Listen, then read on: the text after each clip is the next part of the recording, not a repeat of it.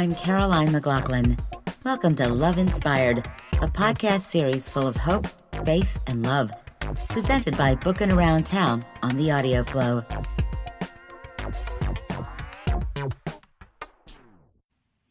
Hi everyone, welcome to Love Inspired, a podcast series brought to you by Bookin' Around Town. I'm so excited because this is our first episode and I have a chance to chat with someone that I met a couple of months ago through a Facebook group, as I meet many of my guests that way. But it was something about her spirit and something about the way that she tells her stories that just had me intrigued. And I connected with the narrator who is responsible for bringing the Shadow series, I think it's called the Shadow series, to life, and I fell in love with her work immediately. And so I thought this was an appropriate time to get a chance to chat with her a little bit about her journey, her experience in writing, and kind of what her direction was to writing these particular stories. So please help me welcome our first guest in a 4-part love-inspired series, Barbara Goss. Good morning, Barbara. How are you? I'm good. How are you? I'm doing well. Thank you so much for being a part of the Love Inspired series. I hope that you will make new connections and new friends, and I'm hoping that this particular episode will get people encouraged to enjoy historical Christian fiction and Western as I have through your stories. So thank you again for participating. You're welcome. Well, first off, since we are introducing you to possibly new fans and readers, we'd love to know how you actually started on this journey. I know you mentioned to me before that's one of the main things that you wanted me to ask because of the type of story it is. And since I haven't heard it yet, it is new to me just like everybody else. So kind of tell us how you got into writing and what your journey was like to getting to where you are now. It's unbelievable. I became a Christian, and I went to Lutheran school, so I was always, with the church, but I was never a real Christian. Mm-hmm. And I was reading the lurid, sexually explicit novels, Rosemary Rogers, all those. And when I became a Christian, it just didn't feel right anymore. Mm-hmm. But there weren't a lot of Christian books out at that time. Grace Livingston Hill, someone pointed me to her. I read all 100 of her books. So I've always been an avid reader. So, to me, read 100 in a year or two is nothing. And I was so inspired by her books. And at the time, there weren't a lot of Christian writers. So I asked God in a prayer, I said, what can I do for you? And I got the idea of writing a Christian book. So I started on it. I joined the Christian Writers Fellowship in Titusville, Florida, and I had a mail order course to brush up my writing. And I finished the book. It was Forbidden Legacy, my first book. And I sent it out to every Christian publisher that I could think of. And every single one not only came back with a rejection slip, but it looked like nobody had even touched them. The papers weren't even crinkled. And I was just so depressed. I said, well, maybe this isn't what I'm supposed to do. And then I got a letter from Christian Writers Fellowship saying there was going to be a convention of Christian authors. And there would be publishers and editors, and they would mix in. You'd have one at your table each night. It was a 4-day convention. It was going to cost me a lot of money. So I borrowed it from my credit union. And I told my family, if this doesn't work, I'll go on to something else.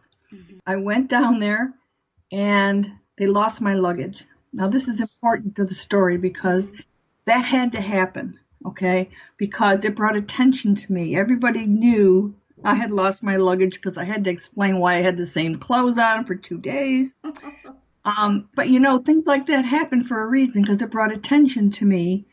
And Forbidden Legacy, they had a contest, and for the winner of the first chapter of the different genres, fiction, nonfiction, and Forbidden Legacy won first prize. So I had to go up on stage in clothes I'd had on for 2 days, including a flight to Florida. Oh gosh. And I got a picture of it where I'm trying to hold the book down when the wrinkles and the creases in the pants didn't show. And it was just remarkable that it won first prize. So I got attention twice. And what this did is it brought my attention to the publishers who were there. And 3 of them said they'd like to read the book, and they were speed readers. And the next day I had 3 offers by 3 big Christian publishers to publish my books. And I took the biggest one. I took the one that was republishing all Grace Livingston Hill's books. So I took the biggest one, and he signed me for a 2-book contract. And after that, they signed me for another 2-book contract. The books were printed in German and sold in Germany and every Christian bookstore in the country, and I was on my way.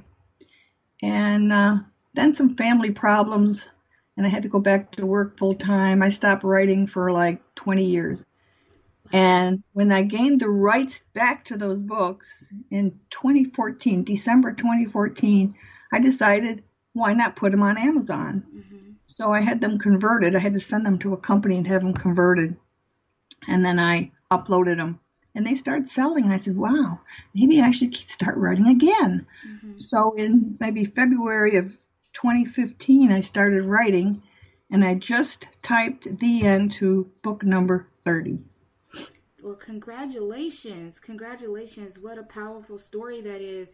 And I think with the Love Inspired series, one thing that I would love for our listeners to understand is that each one of you guys have a different journey, but they all still go back to having that relationship and that conversation with God, and things happening that we could look at as negative, but that they really are positive. And you mentioned that losing your luggage was important because if you didn't, people may have not noticed you, So everybody knew you as this person that she lost her luggage, and okay, she might be wearing the same clothes. And so it's like, you kind of think like, oh, that's a bad thing. But in that time, you found out later that it was a really good thing. And so during that, I want to go back to the rejection letters because I think that's important too. How did you kind of overcome or deal with that rejection? Because I think that's important, especially for new authors or people who are trying with all different things in their life and we get rejection. How did you overcome that feeling of rejection? I didn't. Well, you're speaking the truth. You never ever get over rejection, but the thing is when I saw that the pages were not even bent or crinkled, they didn't read these. And then as I got into the writing world more, I found out that unsolicited manuscripts seldom get written. They're thrown into what's called a slosh pile, mm-hmm. And the slosh pile, they get so many, there's no way they could read them all.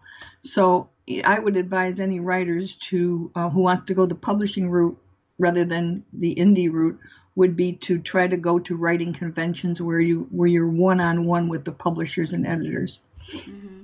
So in your earlier career, I'm assuming, you didn't start as a writer, you were doing some other things, and you said that you really enjoy reading, but once you became a Christian, of course, your taste and things like that changed. So do you have any authors that kind of motivated or influenced you? And they could be, they could be non-Christian, to go into historical Christian fiction or Western, or is that just a genre that you just really enjoy? Grace Livingston Hill was my greatest inspiration. And now I go back and look at her books and I think, oh my gosh, she wasn't that great a writer. I mean, I don't know why I thought she was at the time. I mean, her stories are good, but she wasn't, a really eloquent writer. But the times and her books were written in the 40s, almost all through the 40s, and the writing styles were different back then. I tried reading a book written in the 40s. I thought this was the best book in the world, and I tried reading it again. I got it on Amazon, and it was horrible. I couldn't get through it. I mean, they describe every little detail, and they go on and on and on. And when I write, I get right to the point. Don't describe anything unless it's important. If it's a murder scene, describe everything. If it's not a murder scene, don't bother. So, she was my greatest influence. But even after a while, when I went back to work, I went back to these lurid, explicit books.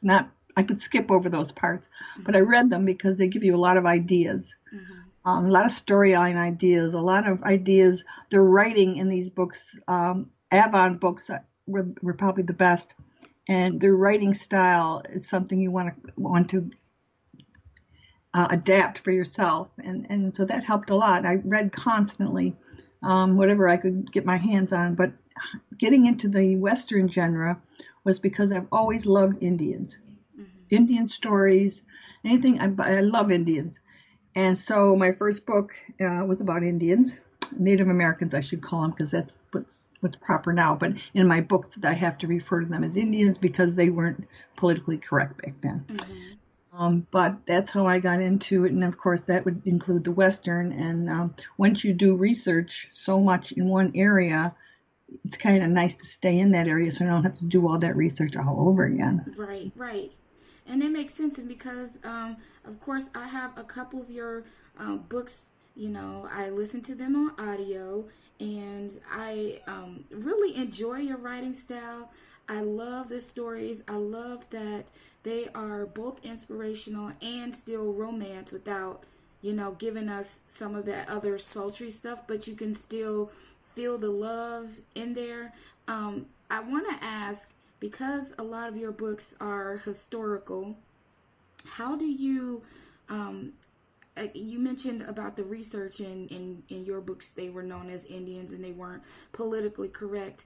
How do you make sure that in your books, people aren't, people get offended about a lot of things, but again, it's history. So there's sort of this language that you have to use to stay in tune with, what was happening and things that were said back then. So what's your comfort level? How do you just make sure that you write that and you're okay and comfortable knowing that your readers are okay and comfortable with some of the wording that's being used in the book? That's interesting, because I had when I was with my publisher and I wrote the first book, Forbidden Legacy, I had the Indians speaking very halted English because they were they didn't speak, and it wasn't their major language. So and you watch the cowboy movies, they always speak how and all that stuff. And the editor came back and she said, you can't do that. You can't have them speak that way. And I said, well, I can't have them speak like college professors, and that wouldn't be real. Right. So we finally compromised by letting some of taking out some of the, we kind of got a little in between. No, instead of saying you go, you can go. I mean, we worked with it and got it so that we were both happy with it. But it's not easy. And I wrote one book that, caused a lot of static among the Christian people because they said it was horrible because it included a, shall I say, controversial character. And a lot of Christians thought that was horrible. But I would like to write in my book problems that Christians and other people deal with in today's world. And they had the same problems back then, and how to deal with them. And sometimes you have to introduce things that aren't comfortable for everyone. Yeah, I like that. I like that you kind of push that envelope, because so many people get so stuck in not being transparent. And sometimes that can be an issue with Christians. That sometimes we like to mask things or cover them up and say, we don't deal with that. But we do. And because we are human, there are things that, people face, and in your book, you can bring that out. And so I like that you're a rebel. Can I call you that? Can I call you like the rebel writer? It's funny because my husband and I are both rebels, and we used to have T-shirts with that on it. We've always been rebels. But I love it. And the thing about that is, as Christians, as we witness to other people, people are more they are more drawn to, again, like I said, that transparency. So if you can say, yes, I used to have this issue, or yes, this is something that I still struggle with, but because I have that relationship with Christ and I can go to him and I can ask for forgiveness and I can ask for help, and you're writing that in a book that's fiction, but it's relatable, which I think is really important. And I think that if we had more writers who did that, then I think that Christian books would have more of an audience, if that makes sense. Because some people put a label and they think that those books are really just preachy, you know? I ran into that problem in the controversial book that got the most static from the Christian readers. I actually had Samantha change the cover from Christian to sweet because it caused so much controversy between the Christian world. But I feel led when I write. I always pray before I write, and I come up with amazing things that I don't think I could have come up with myself. I hate to say I'm exactly sure, 100% sure that I'm inspired with what I write, but it sure feels like it. Mm-hmm. And in one book, Captured Heart, I actually started writing. I don't have a plan when I write. I just get behind the keyboard and I just go. I have no idea where I'm going. Okay. I'm led with the story, and I found myself, my main character, into a position that I had myself and didn't realize. My mother had died, and I had prayed all the way to the hospital that she would live, and she died. Mm-hmm. And I had a hard time with that. I mean, why does God answer some people's prayers and not mine? Mm-hmm. Does he love them more than he loves me? And, it didn't stop me from being a Christian, but I had that feeling inside that he'd let me down. Mm-hmm. And I put my character, without even realizing it, her parents died on a wagon train of cholera, and she was mad at God because why did they die? She prayed that they wouldn't, and her whole family died and left her alone. And I had no idea how I was going to get her out of it because I didn't know how to get myself out of it. Yeah. But I kept on writing, and I got about 3/4 of the way through, and it just opened up. The answer just came.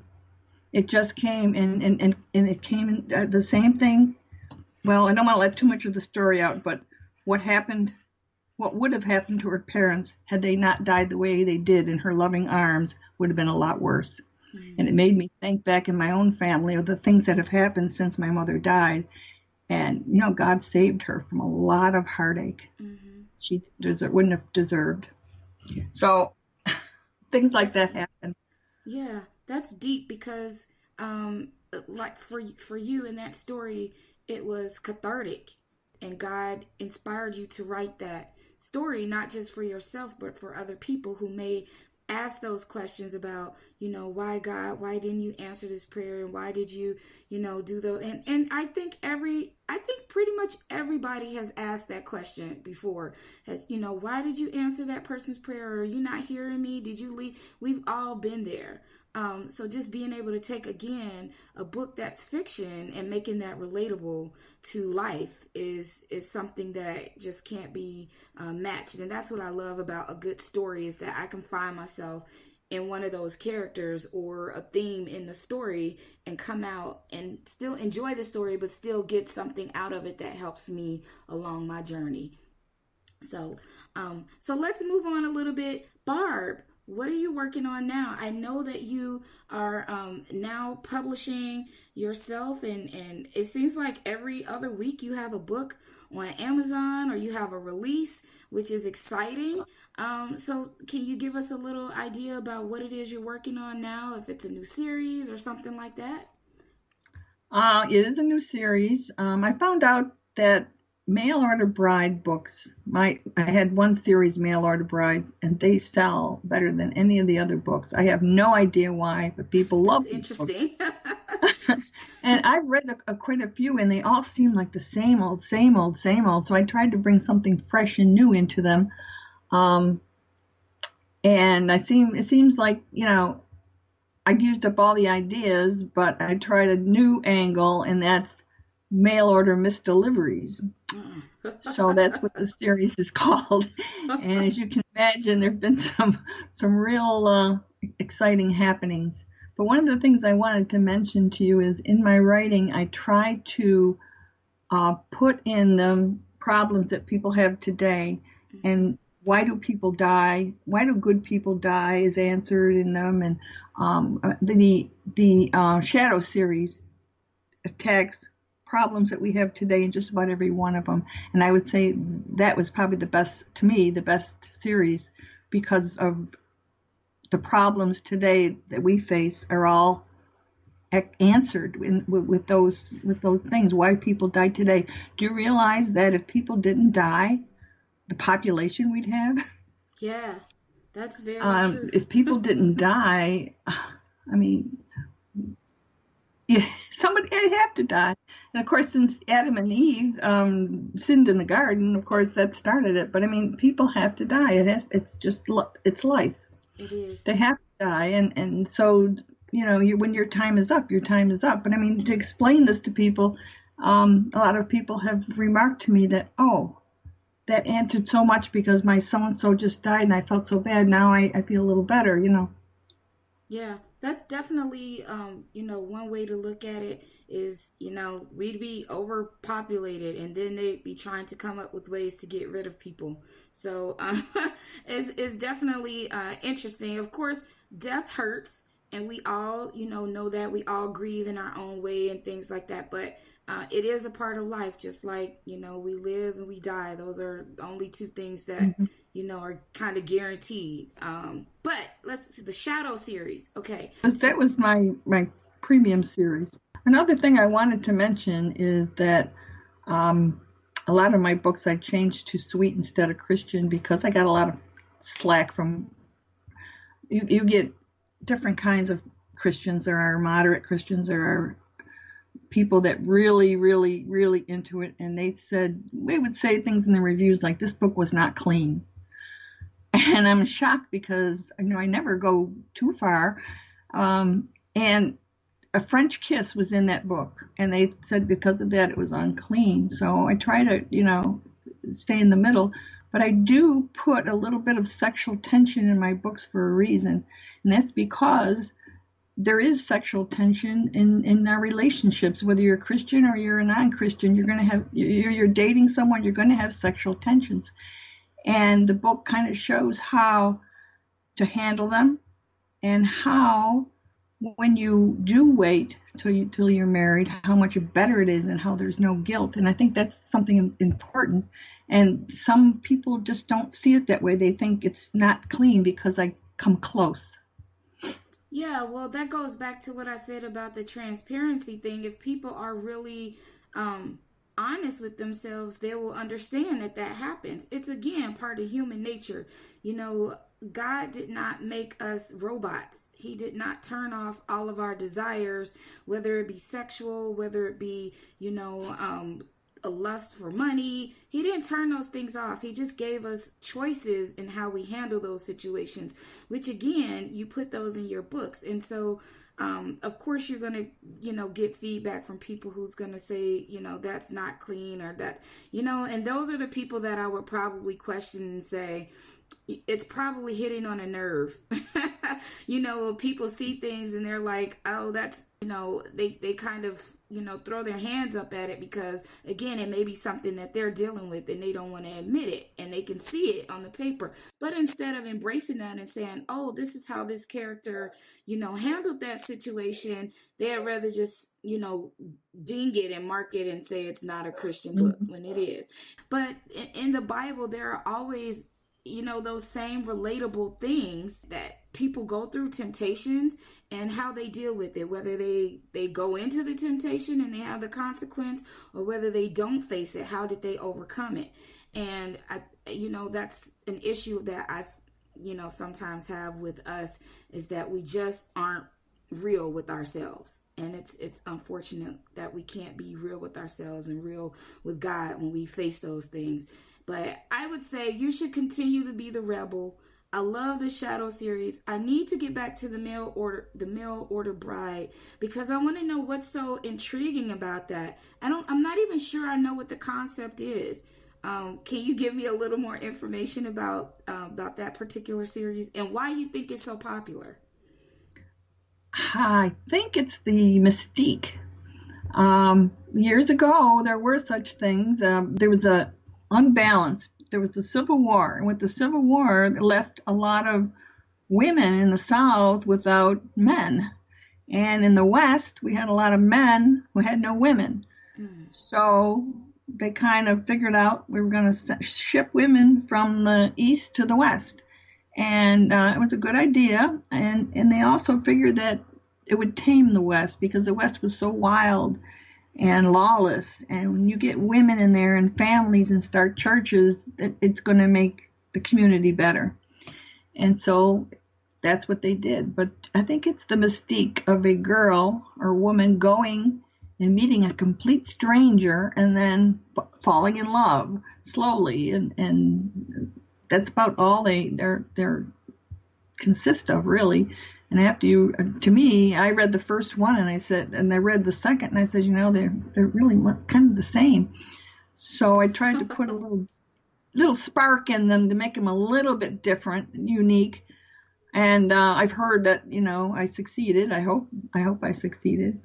Well, you seem to be doing really well, and they're really popular. And I would venture out to say too, among people who normally don't just read, Christian fiction like me, I try to be well-rounded in the books that I read. And I will say that yours was the first historical romance book that I read / listened to, and I am an Insta fan, of course. Barb has a lot of her books on audio. In case you guys didn't know, if you like me and you enjoy a good audio book, they are available on Audible as well, and they are absolutely wonderful. You've picked some great narrators there.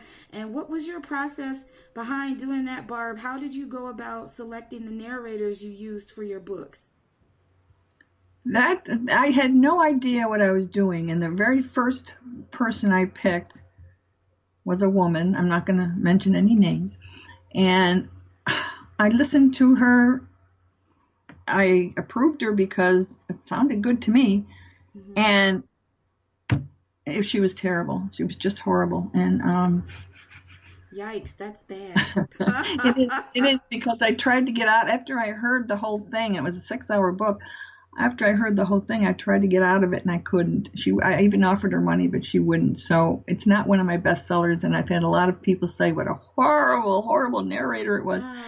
So that was my first time at it, but I wasn't going to give up on it. So what I did this time is a little different. I listened to a lot of voices, not just one or two. I listened to a lot of voices on ACX, and I kind of tried to match them with my character, the most main character in the book. And I found I loved Tom Jordan. I mean, he really did the first 3 books, and he was fantastic. And he fit the character, he fit his voice, fit what I imagined the characters would be like. And that's how I picked him. And I always try to pick somebody who has a voice similar to the character who's the main focus in the book. Mm-hmm. And I don't just pick men. I had Megyn Kelly and Reagan Boggs were fantastic. Mm-hmm. And that's how I pick them, by listening and seeing who will fit. Yeah. And I've got 22 books up on Audible, and only one I don't like the narrator. Oh gosh, I'm so sorry. but I try to tell other people who are going into it not to make the same mistake. I mean, you hear the first person and it was like, to hear your words being spoken like that and read like that, it just oh, I gotta have this, and I just was too anxious, I think. It happens, but you've had some other great audiobooks, like I said, that are doing pretty well. And you also have a audiobook group, Audiobook Lovers. Is that Lovers? Audiobook Lovers, yes. Yes. And so you have a nice group of authors, audiobook narrators, and listeners in that group. So yes, Tom Jordan and I put that together. Yeah, a collaboration with her and Tom Jordan, who was also the inspiration behind the Featured Voice, a series that we completed back in September, and he's just a fantastic person, and I love that group because it's a different group of people than I would see in other groups, and I like meeting new people, and that's what I love about your group is you kind of meet people that you wouldn't otherwise kind of interact with or even get a chance to know on Facebook. So great job you guys there with that. And as we wrap up this episode of Love Inspired, what is the one book that you would recommend to somebody that you think would inspire them, motivate them, or has that foundation of faith, love, and hope that you think is kind of that big book that you've written that somebody needs to read? I would have to say it would be the first book of the Shadow series, Shadow of Shame, because when it was published, I actually got an email from a reader that I did not know, and she said she'd been carrying guilt around for years. And she wouldn't go to church or read the Bible because she had so much shame for something she'd done in her past, and she couldn't get past it. And she read that book, and it brought her right back to church, back to God, back to the Bible, because she realized that once she was sorry and she asked for forgiveness, she wasn't only forgiven, her slate was wiped clean like it never happened. Yes, amen. And I will vouch for that and say that Shadow of Shame was an excellent book. And it really did something to me too. It was very powerful, very well written, and it was a love story, not just between it was love was a key factor in that too, and forgiveness. And you'll see why when you pick up a copy of the book. Barb, please tell everybody how they can find you on the internet and social media.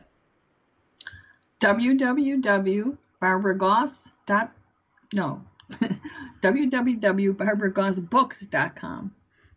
That's because you don't go to your website that often. That's why. and I have a ready link that I just click.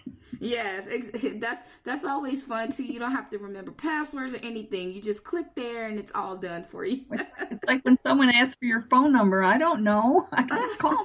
You don't call yourself. And before we go, Barb, too, what are some things that you like to do when you're not writing, just to relax and kind of refocus yourself so that you can have that nice, work-life balance? Well, if I tell you that, I might kill my Christian aura here because I like playing the slot machines. There's nothing wrong with that. I'm a gambler, but I don't do it for the money. I do it for the fun. I got these penny slots, and the games are just so much fun, and it's something that my husband loves to do. And so it's the one thing we actually do together. Besides our long rides in the country, we like to, and we travel around. We go to different casinos and play the penny slots. And once in a while, we get lucky and win something. And sometimes we don't have to spend our own money for a year because we keep playing on the money we won. So we never keep anything we win. If we win, we keep it in our casino jar, and the next time we go, we use that. That's really smart. I don't think of it as gambling if you're not doing it for profit. Exactly, yeah. And we give it right back. And that's why you're trying to come up here and visit. I tell you that boat is in Hammond, Indiana. So if you come up here and visit, Gary. I know it says Gary. Gary is right on the line between Hammond and Gary. But I promise you, if you come here looking for the boat, you're going to be disappointed. It's not there. It's not there. It's in Hammond. It was fun. But the only thing is, it was fun. Yeah. So if you long trip though. It took us a long time to get there, but we were on our way to Illinois, so it was kind of on the way. Well, if you ever make it back in this area, please look me up, call me. We'll get together and have lunch or something, and I'll watch you and your husband on the penny slots. I'll hold the jar for you. And thank you. You're welcome. Everybody, thank you so much for listening to this episode of Love Inspired, presented by Booking Around Town. Please feel free to visit us on Facebook at Booking Around Town, or on Twitter at BookingAroundTWN or Instagram on BookingAroundTown. This episode will also be available on iHeartRadio and TuneIn, available for download on iTunes and Google Play. And as always, we are also on YouTube. Thanks so much to my producer and friend Danielle at Firefly Productions and my assistant Rebecca for all that she does.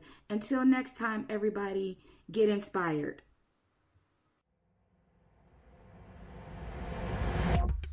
To learn more about this series and other podcasts, visit us online at theaudioflow.online. Follow us on Facebook at Bookin' Around Town or Twitter at Bookin' Around Town.